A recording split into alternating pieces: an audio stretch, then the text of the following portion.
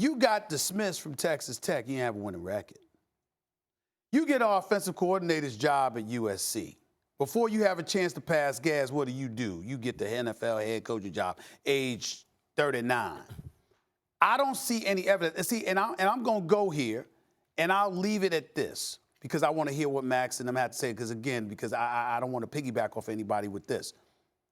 You know, we got players protesting national anthems and all of this other stuff. You got the whole Colin Kaepernick thing. But I'm looking at, look at the coaches that have been fired and look at the coaches that's getting hired. Now, nobody's going to say anything about that, but I'm seeing cats get chances. You understand? Under certain conditions that I don't think African Americans would ever get the chance. So I'm going to leave it at that for this moment in time. But when he got this job, again, I'm just sitting there going like this, okay, you worked with Manziel and you worked with Baker Mayfield and you worked with Patrick Mahomes, whatever, but when you were a head coach, what did you do? I'm going to leave it at that.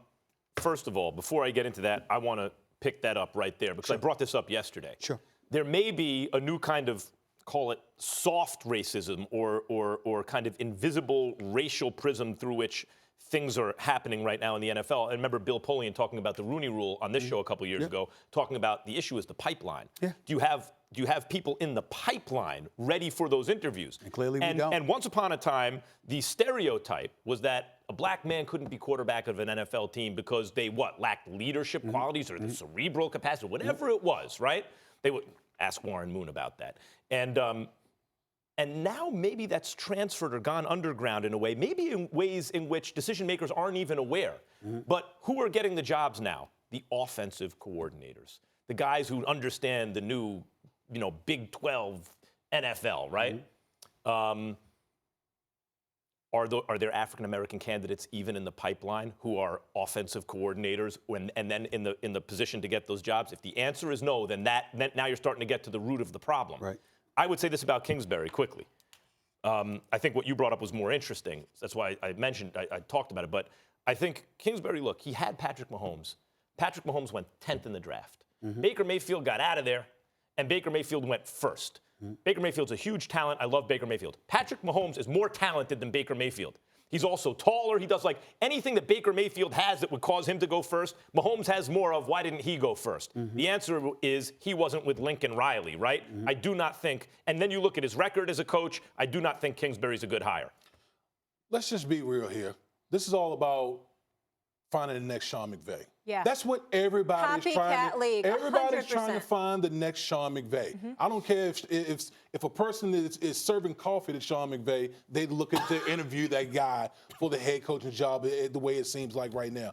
But when you look at the big picture with the Arizona Cardinals, here it is. Steve Wilks pays his dues, comes up through the ranks, gets hired, gets fired after 1 year. Now, granted, it wasn't great, and as an organization, you can do as you please as far as hiring and firing whoever.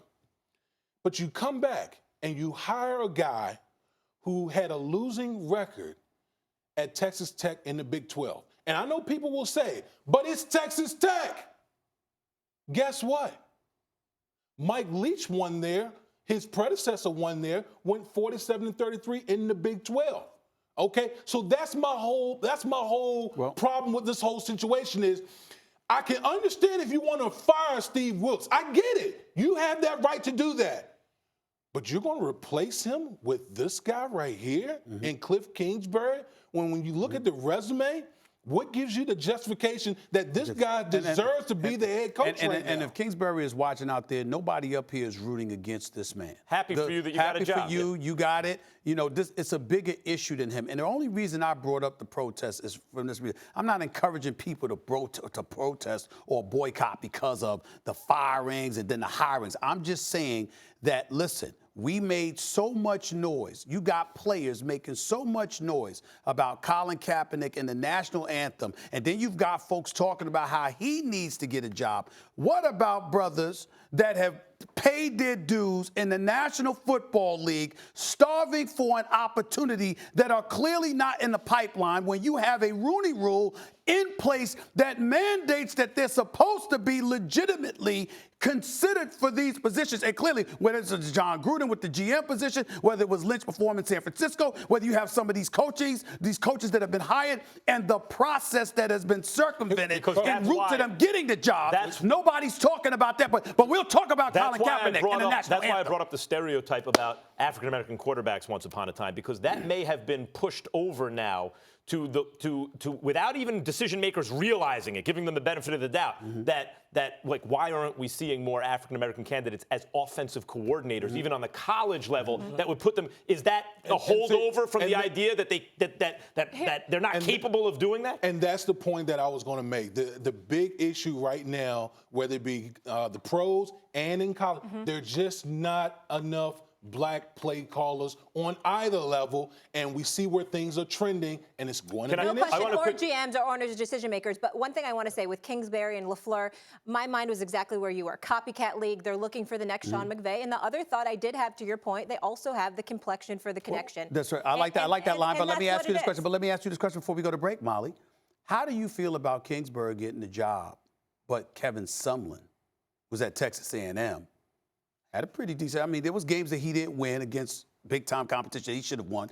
But that guy had to get a job at Arizona because, my God, he wasn't going to get an NFL gig. It's the same thing I talk about. We keep talking about McVay. How about what Anthony Lynn's done this year? That's right. It's the same idea. By the way, because we haven't really laid out the case against Kingsbury, it seems like because we took it in another direction. If you want to see the case laid out perfectly, the big lead, Ryan Phillips, has the case against Kingsbury today. Check it out. It spells it out. There's really, I mean, that's the entire argument. And to close this out, I also want to say, I hope LaFleur and Kingsbury do a fantastic job. It's not about them. They're excellent hires. It's a bigger issue. It's much more than that. It's a bigger issue.